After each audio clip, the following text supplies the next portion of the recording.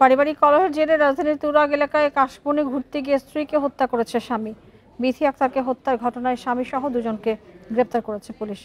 রোববার দুপুরে ডিএমপির মিডিয়া সেন্টারে এই তথ্য জানান উত্তরার উপকমিশনার মহিদুল ইসলাম। বলেন, গত 14 সেপ্টেম্বর সন্ধ্যা 7:30টায় নিখোঁজ হন বিথি আক্তার। পরে 18 সেপ্টেম্বর সকালে তুরাগের রাজুকের 17 নম্বর সেক্টরের খেলার মাঠে কাশবনে বিথির মরদেহ পাওয়া যায়। ঘটনাস্থলের সিসিটিভি ফুটেজ বিশ্লেষণ এবং তথ্য প্রযুক্তির সহায়তায় হত্যাকাণ্ডে জড়িতদের শনাক্ত করে পুলিশ।